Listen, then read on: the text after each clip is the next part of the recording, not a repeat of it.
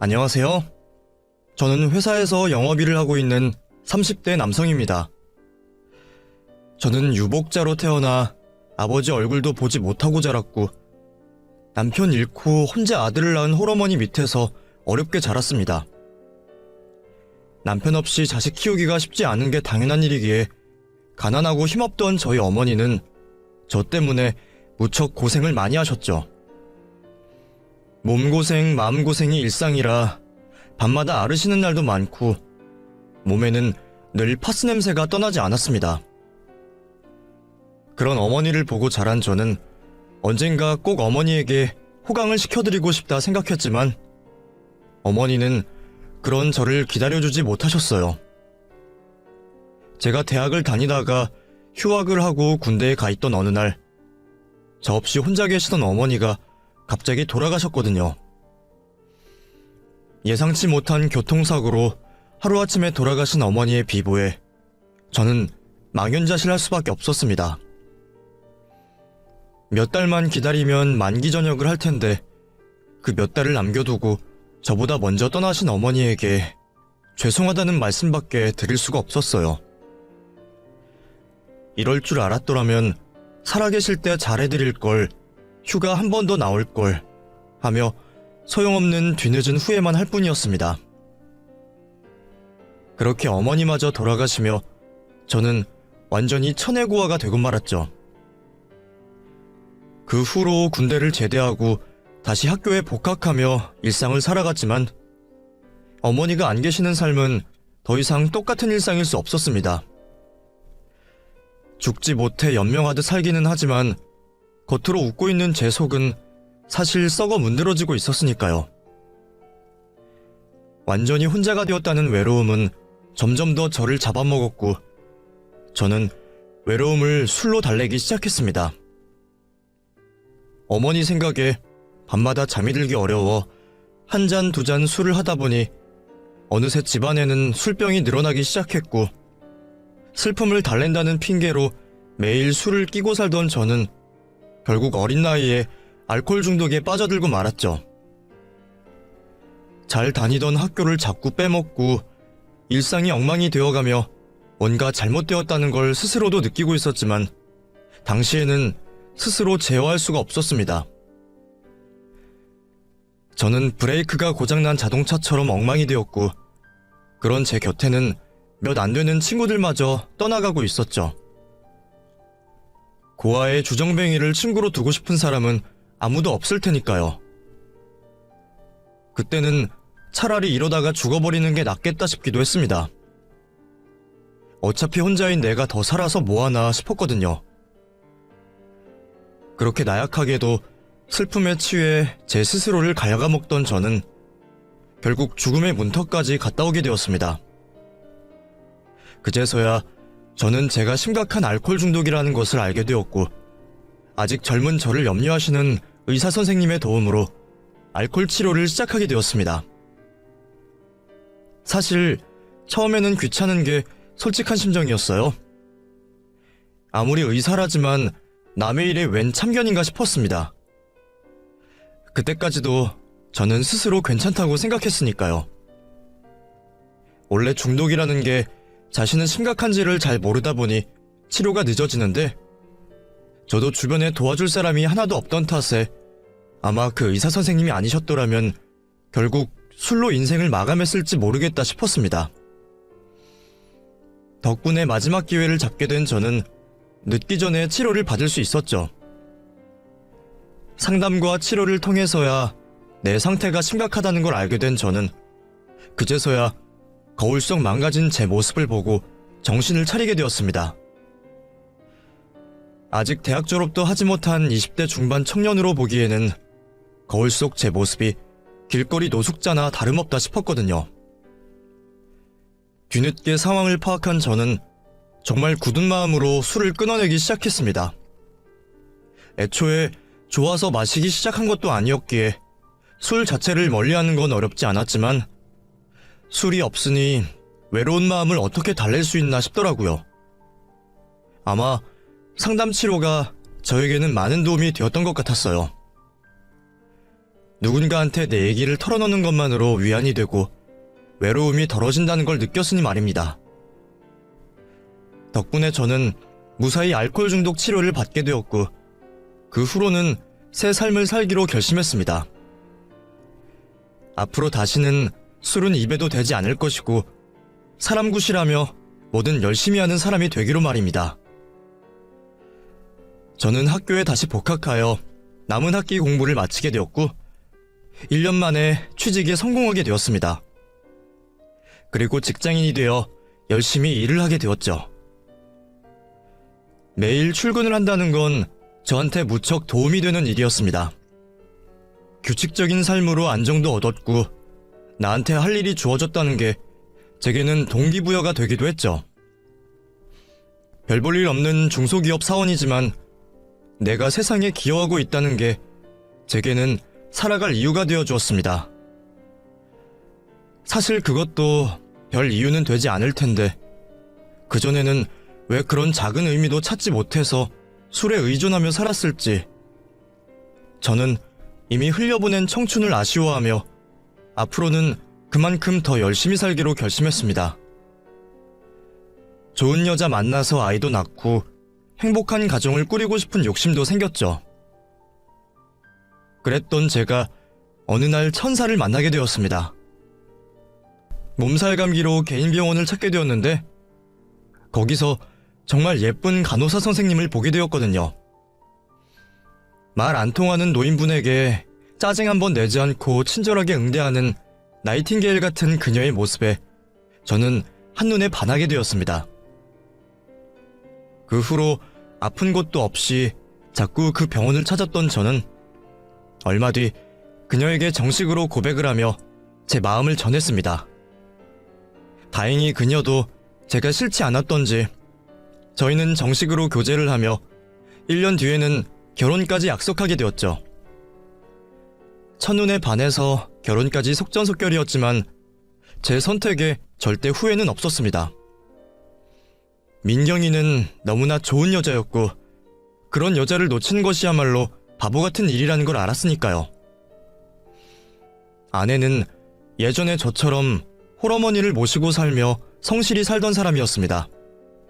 장모님 역시 일찍 고아된 저를 박대하지 않으시고 사랑으로 품어주신 좋은 분이셨어요. 보잘것없는 제게 따님을 내어주시고 저를 친자식처럼 생각하시며 사랑과 관심을 넘치게 주셨던 분이었죠. 결혼을 하며 혼자 되실 장모님 걱정에 같이 모시고 살 생각도 했었지만 괜히 자식들에게 짐지우기 싫다며 혼자를 자처하셨던 장모님이셨습니다. 그게 더 죄송했던 저는 시간만 나면 시댁에 들러 장모님과 같이 시간을 보내기 위해 노력했고 장모님과 가까워지려 노력했습니다. 그런다고 해서 제가 정말 친자식이 되진 않겠지만 어머니 떠나보내고 알코올 중독에 빠질 정도로 힘들었던 제 사정을 알고 계시던 장모님께서는 그런 저를 안타깝게 생각하시며 저를 정말 자식처럼 대우해 주셨습니다. 저는 늘 그게 감사하고 죄송했어요. 천사 같은 아내와 어머니 같은 장모님 덕분에 더 이상 외롭지 않고 행복했죠.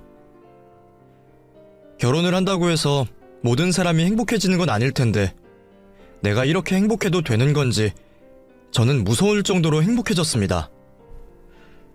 이제는 더 이상 외로움에 지치지 않고 내 가정을 꾸렸으니 앞으로 자식도 낳고 더 좋은 일만 있을 줄 알았습니다. 그런데 결혼을 하고 1년이 지난 시점부터 아내가 뭔가 이상해지기 시작했습니다.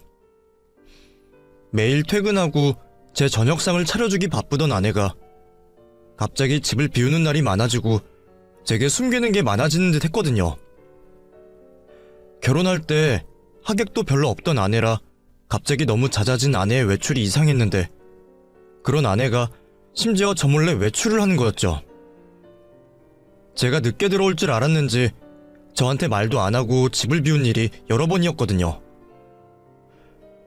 여보 어디야? 집에 없네? 벌써 왔어? 오늘 늦는다고 안 했어? 일이 일찍 끝났어.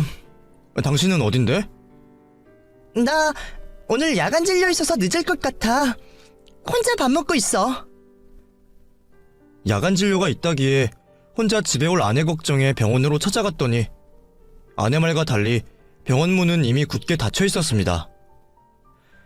다시 전화를 해서 확인을 하니 그제서야 갑자기 친정에 있다고 하는 겁니다. 사실 나 엄마랑 같이 있어. 내가 너무 자주 친정 가면 당신이 싫어할까봐 말 못했어. 내가 설마 그런 걸 싫어할 리가 있어? 나도 장모님 걱정돼서 자주 찾아뵈려 하는 거 알잖아. 그런 걸 뭐하러 거짓말을 해. 미안해. 나도 괜히 눈치가 보여서 그랬어. 그럼 내가 거기로 데리러 갈까? 오랜만에 장모님도 뵙고? 아니야. 나 이제 갈 거야. 엄마가 피곤하다고 얼른 가라고 그러시네. 당신 와봤자 헛걸음하니까 그냥 나 혼자 갈게.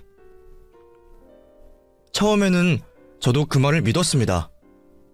설마 아내가 다른 거짓말을 할 일이 있을까 싶었거든요. 그런데 그 후로도 자꾸 의심이 갈 짓을 하는 겁니다. 제가 직업상 한 달에 한두 번씩 주기적으로 출장을 가야 하는데 그때마다 집에 혼자 있을 아내가 걱정되어 전화를 하면 바뀐 지 자꾸 소란스러운 소리가 들리는 거죠. 전화가 안 되는 날도 있다 보니 저는 의심이 들 수밖에 없었습니다. 설마 결혼한 지 1년도 안 돼서 바람을 피는 건가 싶은 생각까지 들었지만 그렇다고 외도 증거는 없어 보였어요. 결국 제가 이상한 생각을 한다는 걸 아내도 알았는지 그 다음부터는 갑자기 장례식에 다녀온다 하는 겁니다. 사실 나 저번에도 장례식에 다녀왔던 거야. 지인 어머니가 돌아가셔서. 그런 거면 그냥 말하면 되지. 왜 굳이 속여? 당신 출장 가서 집에도 없는데 나 혼자 새벽 늦게 다닌다고 하면 걱정해서 일 못할까봐 그랬지. 나 혼자 집에 있을 때도 걱정해서 잠 못 잔다는 사람이 밖에 있다 그러면 얼마나 걱정하겠어. 일하러 멀리 간 당신 걱정시키고 싶지 않아서 그랬어. 미안해. 알고 보니 장례식에 다녀왔다는 아내의 말에 저는 수긍을 할 수밖에 없었습니다. 제가 워낙 아내 걱정을 하기는 했기에 출장 간 저를 걱정시키기 싫었다는 아내의 말을 이해할 수밖에 없었어요. 그런데 너무 이상하게도 제가 출장을 떠날 때마다 아내가 장례식을 찾는 일들이 잦아지는 겁니다. 저도 영업일 하면서 경조사가 자주 있기는 하지만 그렇게 자주 장례식을 가는 일은 없었어요. 게다가 왜 하필이면 내가 집에 없을 때마다 그런 일이 벌어지는 건지 저는 이상한 생각이 들 수밖에 없었습니다. 저도 집사람을 괜히 의심하고 싶진 않았지만 묘하게 맞아떨어지는 일들이 아무래도 이상하다 싶어서 결국 의심을 거두지 못하고 장례식이라는 아내에게 영상통화를 걸어보게 했죠. 진짜 그렇게까지 해야겠어? 무슨 장례식이 그렇게 자주 있는지 나도 궁금해서 그러지. 당신 말대로 내가 걱정 많은 거 알잖아. 그러니까 당신도 내 마음 좀 편하게 해줘. 그냥 영상통화인데 못할 게 뭐야. 아니, 누가 장례식에 조문 와서 영상통화를 해. 그냥 어딘지만 보여달라는 거지 별로 어려운 거 아니잖아. 결국 저는 조르듯 영상통화를 하게 되었고 그제서야 정말 아내가 장례식장에 있다는 걸 알게 되었습니다. 국화꽃에 영정사진에 조문객들까지 영상으로 확인한 장소는 정말 장례식장이 맞았거든요. 그제서야 저는 아내에게 미안하다 하며 의심을 거둘 수밖에 없었죠. 그 후로 한동안은 별일 없는 날들이 지나갔습니다. 아내도 제 눈치를 봐서 그런지 집에도 일찍 들어오는 것 같았고 그토록 잦던 장례식도 더는 가지 않는 듯 했죠. 그럼에도 이상하게 찝찝한 기분에 아내에게 물어보고 싶은 게 태산이었지만 영상통화까지 하며 확인을 했던 저는 미안한 마음에 제대로 진실을 물을 수 없었습니다. 그리고 그때까지는 저도 설마 그 많은 장례식들이 다 거짓말일 거라 생각하지 못했어요. 아내가 매일 환자들을 보고 남들보다 죽음을 가까이 지켜볼 수밖에 없는 간호사인데 그런 사람이 설마 목숨을 가지고 거짓말을 할 거라고는 생각할 수 없었기 때문이죠. 그래서 저는 안 좋은 우연이 겹쳤을 뿐이라 생각하며 아내의 말을 믿어보려 했습니다. 그렇게 별일 없는 날들이 지나던 어느 날 저는 또다시 출장을 떠나게 되었습니다. 아내 일로 몇 달째 출장을 미뤄왔지만 그 출장은 미룰 수가 없었어요. 오랜만에 출장을 가게 된 저는 고민이 많았습니다. 혹시 내가 없는 사이 집에 무슨 일이 생기거나 아니면 또 아내가 집을 비우는 일이 생기는 건 아닐까 하고 말이죠. 스스로 의심하지 말자 다짐하면서도 의심병이 도지며 자꾸만 그런 생각이 드는 내가 의처증인가 싶어 자괴감이 들 정도였지만 한번 시작되는 의심은 쉽게 사그러들지 못했습니다. 그렇게 찜찜한 마음을 품고 출장을 떠나게 된 저는 제 속도 모른 채 웃으며 저를 배웅하는 아내를 보며 의심을 거둘 수밖에 없었습니다. 그 문제만 아니면 아무런 문제 없이 천사 같은 아내인데 그런 아내를 내가 자꾸 의심한다는 게 스스로 죄스러웠습니다. 설마 며칠 사이에 일은 없을 거라 생각하며 저는 출장을 떠나게 되었습니다. 그런데 일이 잘 풀려서 예상보다 하루 일찍 일정이 마무리되게 되었습니다. 일정이 저녁에 끝나는 바람에 하루 자고 예정대로 다음날 올라갈까 싶기도 했지만 몇 시간이면 집에 돌아갈 수 있는데 굳이 밖에서 자야 하나 싶은 생각에 집으로 가기로 했죠.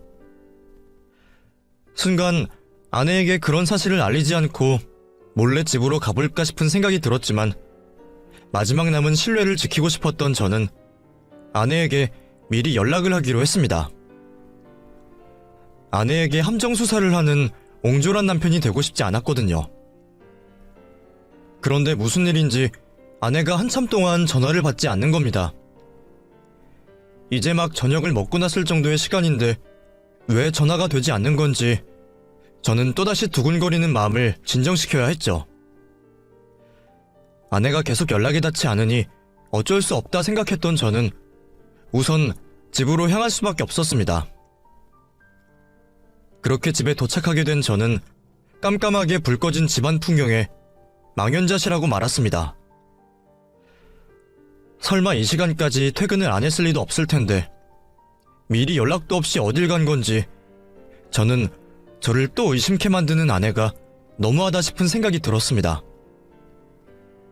그동안 내가 어떻게든 아내를 믿어보고 싶어 내 자신을 세뇌시키면서까지 마음을 다잡으려고 했는데 그런 제 노력을 싸그리 무시한 아내에게 결국 분노가 폭발하고 말았죠. 머리끝까지 열이 받은 저는 아내에게 다시 전화를 걸었습니다. 그리고 아내가 전화를 받을 때까지 멈추지 않았죠. 그렇게 몇 시간 동안 음성사서음으로 넘어갈 만큼 전화를 걸자 부재중 전화가 거의 100통을 넘어갔고 그제서야 아내는 전화를 받았습니다. 당신 어디야? 왜 또 집에 없어? 당신 지금 집이야? 출장 내일까지라며. 그렇게 됐어. 그래서 연락하려고 했더니 당신 전화도 안 받았잖아.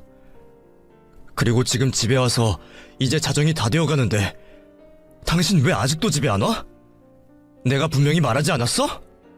어디 가면 간다고 말이라도 하라고. 오늘은 또 대체 어디 있는 건데? 사람 말이 말 같지가 않은 거야? 아니면 내 인내심 테스트라도 해? 내가 대체 당신을 어디까지 참고 이해해줘야 한다고 생각해?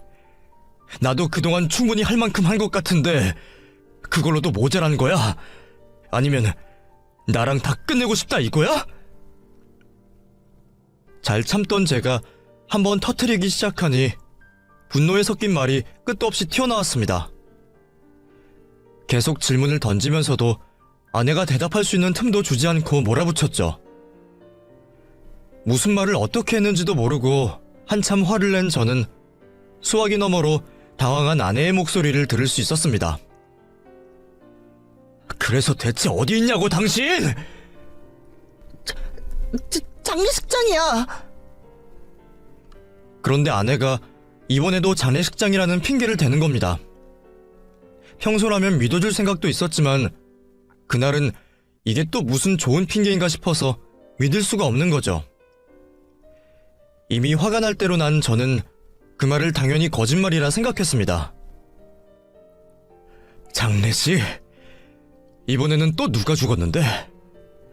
당신 지인들 중에 아직 살아있는 사람이 있기나 하나? 당신이 여태 장례식 다녀온 횟수를 생각하면 우리 결혼식 때 불렀던 하객들보다 많은 것 같은데, 아니면 당신이 알고 지내던 환자들은 그렇게 다 죽어나가는 거야? 이번에는 대체 누구인데? 누구길래 남편한테 말도 안 하고 도둑고양이처럼 기어나가는데? 당황한 아내의 목소리에 그 말이 당연히 변명일 거라 생각했던 저는 아내에게 분노를 표출하며 그동안 속에 담아놨던 비난을 쏟아냈습니다. 여태 잘 참았는데도 그때는 저도 모르게 말이 나오더군요. 제가 그렇게 화를 낸 건 아마 결혼하고 처음이었을 겁니다.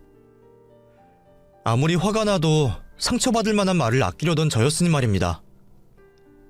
그래서인지 아내도 제가 얼마나 화가 났는지 잘 알았을 것이고 더 이상의 거짓말과 변명은 통하지 않는다는 걸 깨달았을 겁니다. 그렇게 누구 장례식이냐 묻는 제게 아내는 생각지도 못한 이야기를 꺼냈습니다. 엄마 장례식이야. 우리 엄마가 돌아가셨다고. 장례식의 주인공이 장모님이라는 이야기에 저는 머리를 한 대 맞은 듯 멍해졌습니다. 충격을 받으면 그렇게 되는 건지 순간 사고가 완전히 정지하더군요. 뭐라고? 누가 돌아가셨다고? 엄마가 갑자기 쓰러지시더니 돌아가셨어. 그게 정말이야? 장모님이 돌아가셨다고? 근데 그걸 왜 나한테 말을 안 해? 당신 출장 끝나면 말하려고 그랬는데 나도 경황이 없었어. 아무튼 지금 엄마 장례 준비하고 있으니까 나한테 뭐라 하지 마. 장례식장이 어딘데? 그거부터 말을 했어야지. 전화 받고 뭐 한 거야? 우리 엄마 장례식은 내가 알아서 할 테니까 당신은 그냥 거기 있어. 당신 말대로 우리 헤어지면 당신이랑 우리 엄마 관계도 끝인데 헤어질 사람이 여기까지 와서 뭐해? 당신 올 필요 없어. 미안해. 나는 그런 일이 있는 줄 몰랐잖아. 나는 당신이 또 뭔가 숨기는 줄 알고. 그래도 내가 사위인데 당연히 가야지. 화내지 말고 우선 장례식 장소나 말 좀 해봐. 근데 갑자기 장모님이 어떻게 돌아가신 거지? 당신 이 와중에 또 나 의심하고 있는 거야? 아니야, 그런 거 의심 아니야. 그냥 나도 너무 경황이 없어서 그래. 분명 엊그제도 뵙고 왔는데 갑자기 이렇게 됐다니까 믿어지지가 않네. 나도 그래. 나도 갑작스럽고 경황 없고 그래서 당신한테 말도 못한 거야. 그럼 엄마 돌아가셨을 때 내 옆에 있지 그랬어. 그래, 미안해 여보. 내가 바로 갈 테니까 주소만 좀 알려줘. 응? 아내는 제가 꺼낸 이혼 이야기에 화가 많이 났는지 장례를 혼자 치른다고 고집을 피웠지만 그동안 장모님께 친자식처럼 사랑을 받았던 저로서는 아내와 이혼을 한 상황이라도 그 장례식은 꼭 가야만 했습니다. 사실 그때까지도 정말 장모님이 돌아가셨을 거라는 확신도 없었고 사실이라 한들 믿고 싶지도 않았지만 우선은 제 눈으로 상황 파악을 하는 게 우선이다 싶었죠.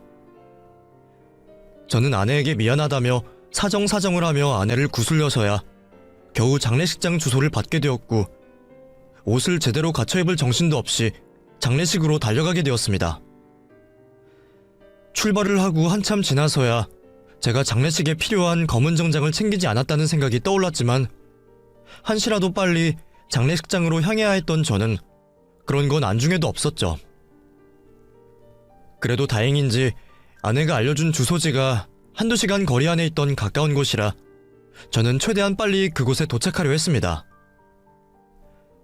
그런데 주소지에 가까워질수록 문득 이상한 기분이 드는 거였죠. 보통 장례식은 대학병원 부설이라 도심 근처에 있기 마련인데 그곳은 이상하게도 장례식장만 덜렁 있는 건지 가까워질수록 도시에서 벗어난 외딴 곳이더라고요. 순간 왜 이런 외딴 곳에 장례식장이 있을까 싶었지만 당시에는 장모님의 사망에 초점이 가 있었기에 생각을 깊게 하지 못했습니다. 잠깐 이상한 생각이 들었던 것과 달리 막상 도착한 곳은 향냄새가 풀풀 나는 장례식장이 맞아 보였죠. 다들 어두컴컴한 옷들을 입고 지나다니는 사람들과 영안실과 장례식 단상들을 보니 내가 틀린 곳에 도착한 건 아니라는 생각이 들었습니다. 그렇게 이름표를 찾아 장모님의 장례식 장소를 찾아낸 저는 정말로 그곳에 놓여있는 장모님의 영정사진을 볼 수 있었습니다. 병풍 앞에 놓여진 장모님의 영정을 본 저는 그제서야 장모님이 돌아가셨다는 걸 믿을 수밖에 없었죠. 오는 와중에도 차라리 거짓말이기를 바라며 도저히 믿을 수 없었던 저는 뒤늦게 몰려온 충격에 그 자리에 털썩 주저앉을 수밖에 없었습니다.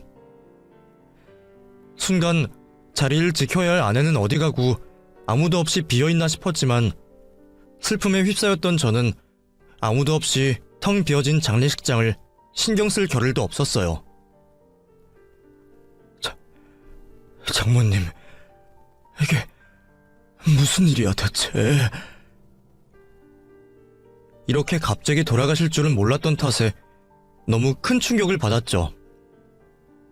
그전까지는 저도 나름 아들 같은 사위라 생각했는데 막상 장모님이 돌아가셨다고 하니 왜 더 잘해드리지 못했나 후회만 들었습니다. 제게 장모님은 남다른 의미셨습니다. 그저 아내의 어머니, 제 장모님이 아니라 저한테는 진짜 가족이셨어요. 든든한 제 편이 되어주셨고 사위를 자식처럼 여겨주시며 저를 아들처럼 대우해주셨던 분이셨죠. 그런데 그런 장모님이 갑자기 돌아가셨다니 저는 이 슬픔을 어떻게 감당해야 할지 알 수 없었습니다. 장모님, 이렇게 갑자기 가버리시면 저는 어떻게 하라고요?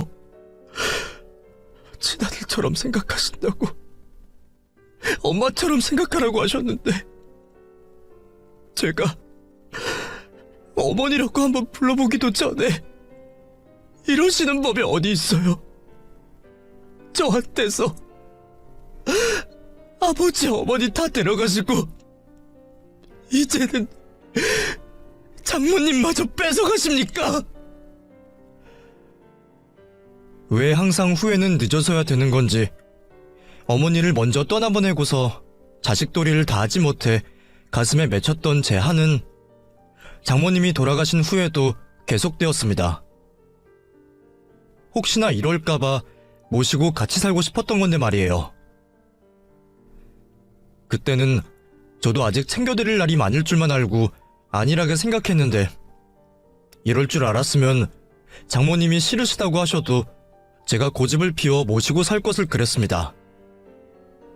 그랬더라면 후회가 덜했을지 저는 들을 사람도 없는 넋두리를 한참 내뱉고 있었죠. 그런데 그 순간 도저히 믿기 힘든 일이 벌어지고 말았습니다. 급작스러운 죽음으로 장모님 임종도 지키지 못한 제가 마지막으로 한 번이라도 장모님을 뵙고 싶다고 생각했더니 갑자기 병풍이 흔들리며 그 뒤에서 장모님이 걸어 나오시는 게 아니겠나요? 이미 눈물로 얼굴이 흠뻑 젖어있던 저는 눈물을 닦으면서도 제가 헛것을 보는 줄로만 알았습니다. 마지막으로 한번 뵙게 해달라는 소원을 이런 식으로 들어주시는구나 싶었죠. 그런데 눈으로만 보이는 게 아니라 제 귀에 들리는 장모님의 목소리에 저는 주저앉아있던 몸을 벌떡 일으킬 수밖에 없었습니다. 김서방, 그리 울지 말게. 나 살아있네. 장모님? 진짜 진짜 장모님이세요? 아이고, 혹시 꿈인가요? 아니야. 나 정말 살아있네, 김서방. 이것 봐. 온기가 남아있잖아. 아니, 그럼 이게 대체 무슨 상황이래요? 살아 돌아오신 거예요? 아니면 돌아가시지도 않았는데 장례식을 치른 거예요? 집사람은 대체 어디 간 거예요? 예?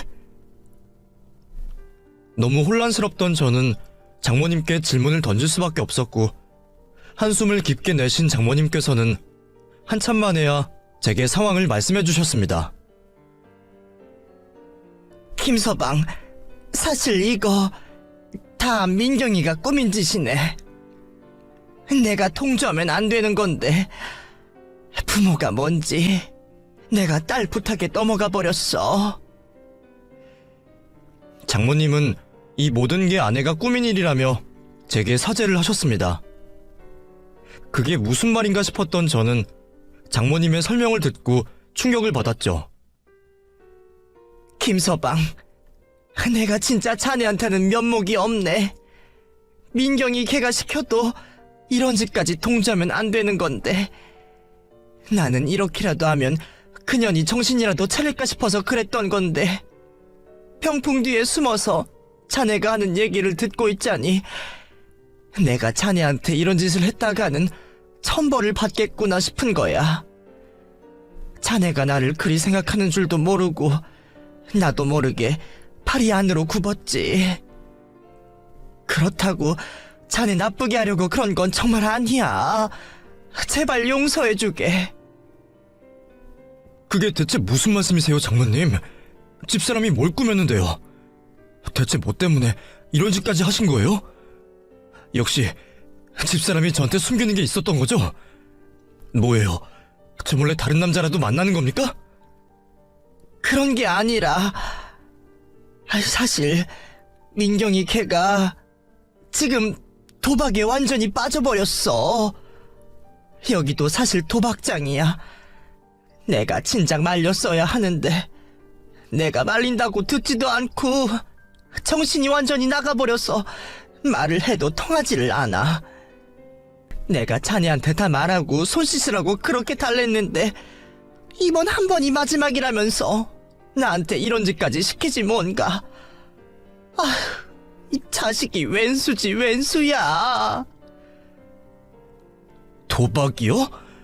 민경이가 저 몰래 도박을 했다고요? 그럴 리가요. 그 사람이 무슨 도박을 해요? 남들 다치는 화투도 못 치는데. 그거야 나도 모르지. 근데 내가 봤을 때 걔 지금 제정신 아니야. 본전 찾아야 한다고 눈이 뒤집어져서는 남편한테 거짓말했다고 지 엄마더러 병풍 뒤에 숨어있으라 그러지 않나. 이미 탄단이 빠져서 지 애미까지 죽은 사람 만드는 거 아니야. 나도 말려보려고 했지만 소용이 없었어.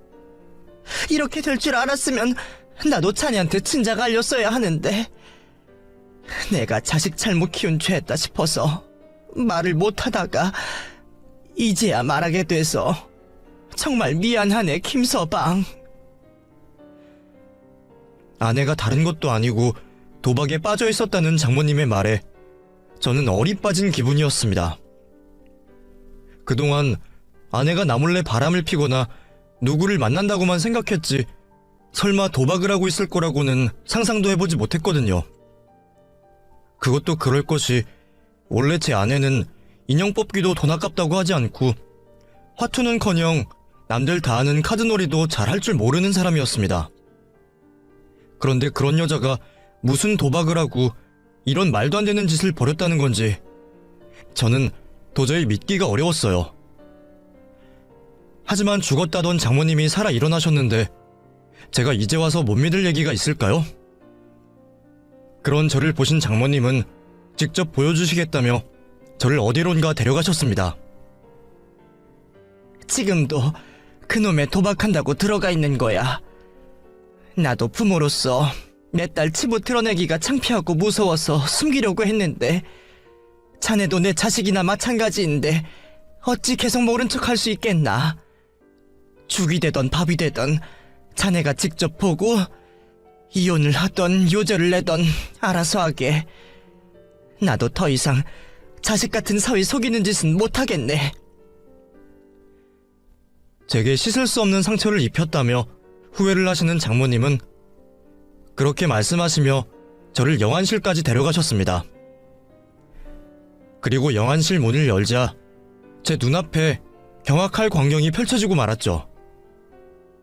겉으로 영안실이라 적힌 그곳은 다름 아닌 도박장이었습니다. 아무리 새벽 늦은 장례식장이라 하지만 유난히 사람이 없는 게 이상하다 싶었더니 그 안에 사람들이 빼곡하게 들어차 있는 겁니다. 그곳은 애초에 남들 눈을 피해 장례식장으로 꾸민 도박장이었어요. 밖에서 문이 열리는 줄도 모르고 저마다 도박판에 빠져있는 사람들을 보니 다들 눈이 반쯤 돌아있는 듯 무서울 지경이었죠. 그 많은 사람들 중에 제 아내가 있을 거라 생각을 하니 그건 더한 공포였습니다. 겨우 진정을 하며 아내의 모습을 찾던 저는 구석에서 열심히 도박에 집중하고 있는 아내를 발견할 수 있었습니다. 제가 바로 뒤까지 다가온 줄도 모르고 열심히 카드를 붙잡고 있는 아내의 모습에 저는 큰 충격과 그보다 더한 실망감을 느낄 수밖에 없었습니다. 이런 세상은 평생 모르고 살 것만 같았던 천사 같은 내 아내가 이런 사람들과 어울려 도박 중독에 빠져 있었다니. 심지어 그걸 저만 모르고 있었다는 사실은 저를 너무나 무기력하게 만들었습니다. 아내에 대한 실망보다는 제 스스로에게 실망이 더 컸습니다. 남편이 되어서 아내가 밖에서 무슨 짓을 하고 다니는 줄도 모르고 바람을 피는 줄만 의심하며 너무 늦게 상황을 깨달았으니 말입니다. 그래서 저는 차마 아내에게 화를 낼 수도 없이 참담한 심정으로 아내를 불렀습니다. 여보, 민경아, 당신 여기서 뭐하고 있는 거야? 여보? 당신이 여긴 어떻게 왔어? 차마 제가 이곳으로 올 줄은 몰랐는지 놀란 눈을 한 아내가 제 옆에 서 계신 장모님을 보며 당황하기 시작했습니다.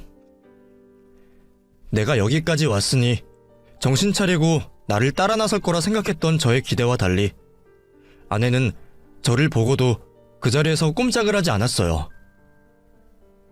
여보, 미안한데 조금만 기다려봐. 나 곧 딸 거거든? 내가 돈 따서 자기 호강시켜줄게. 그러니까 엄마랑 나가서 기다리고 있어. 저는 설마 아내가 그런 와중에 계속 도박판에 남아있겠다고 할 줄은 몰랐습니다. 아내는 원금을 찾아야 한다며 끝까지 카드를 쥐고 놓지 않았고 저와 장모님은 뒷전으로 둔 채 도박에 완전히 빠져 있었습니다. 그리고 저는 그날 처음으로 도박 중독자의 눈을 보게 되었죠. 그건 말도 통하지 않고 정상이라고 할 수 없을 정도로 완전히 매몰되어 있는 중독자의 얼굴이었습니다. 오래전 제가 거울 속에서 보았던 제 모습과 무척이나 닮아 있었죠. 그제서야 상황의 심각성을 깨달은 저는 그런 아내를 어떻게든 자리에서 끌어내려 했습니다.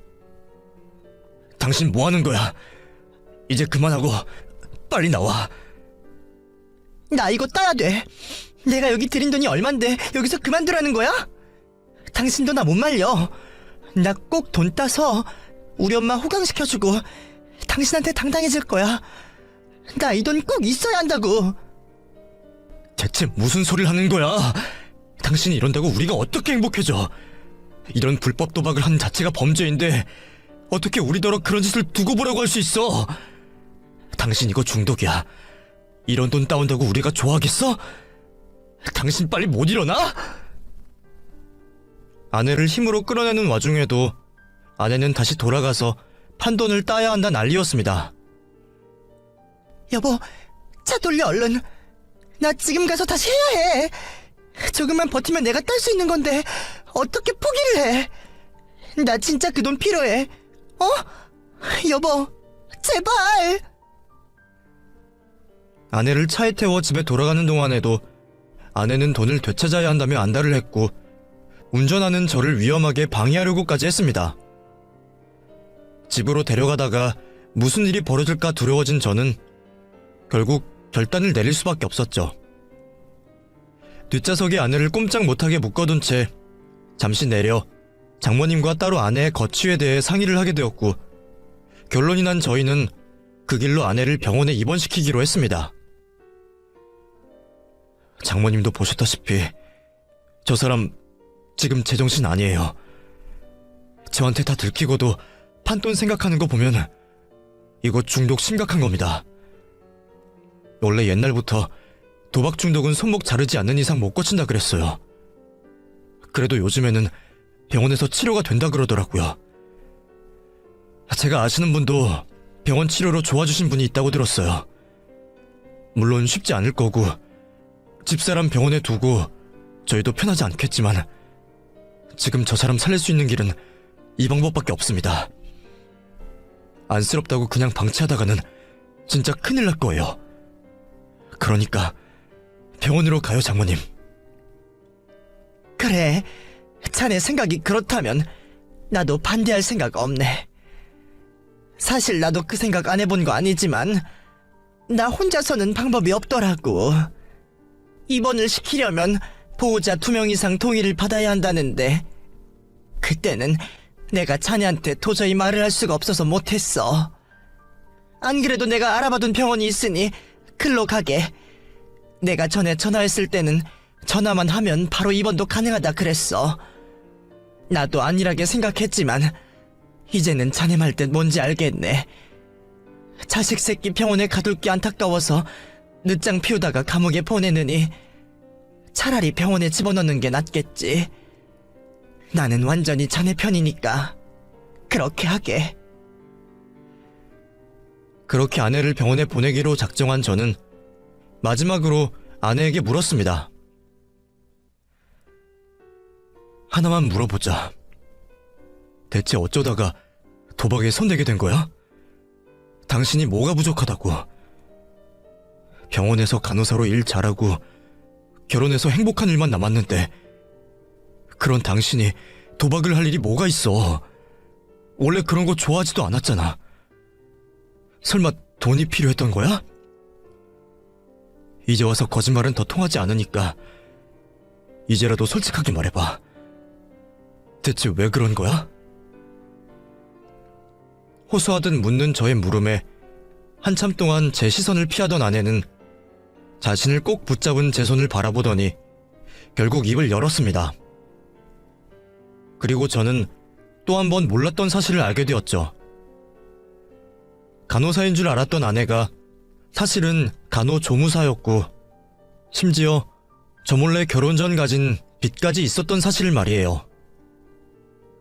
그런 걸 속이고 저와 결혼을 했던 아내는 제가 알아차리기 전에 빚을 정리하고 싶었답니다. 하지만 얼마 안 되는 조무사 월급으로는 빚을 갚기는커녕 생활을 하기도 어려웠고 결국 방법을 찾다 못해 도박에까지 손을 대고 말았다는 거죠. 처음에는 조금이라도 운을 쫓아 가볍게 시작했지만 돈을 따고 잃다 보니 점점 원금 생각이 나기 시작했고 그렇게 서서히 중독이 되었던 듯 했습니다. 울면서 제게 사실을 얘기하는 아내를 보며 저는 분노를 넘어 허탈감을 느낄 수밖에 없었죠. 대체 왜 그런 바보 같은 짓을 한 건지 저는 아내를 전부 이해할 수는 없었습니다. 차라리 나한테 말을 했으면 됐잖아. 간호조무사인 게 뭐라고 그걸 속였어. 그리고 빚이야 다들 있을 수 있는 거지 왜 나한테 말을 안 해? 당신은 내가 그렇게 못 믿었어? 미안해 여보. 내가 사실대로 말하면 당신이 나를 떠날까봐 무서웠어. 당신 같은 사람 만나서 나도 행복해지고 싶었는데 당당할 수 없는 내 처지가 너무 초라하게 느껴졌어. 그래서 나도 모르게 거짓말을 해버렸어. 그런 말을 하는 아내를 보며 저는 씁쓸한 심정을 느꼈습니다. 간호사가 아니라 간호조무사라고 하면 내가 자기를 싫어할 줄 알았다니. 아내 눈에는 내가 그 정도로밖에 보이지 않는 건지 실망감이 들더군요. 하긴 아내더러 나이팅게일 같이 예쁘다 칭찬을 했으니 어쩌면 정말 제 잘못이 맞았는지도 모르겠습니다.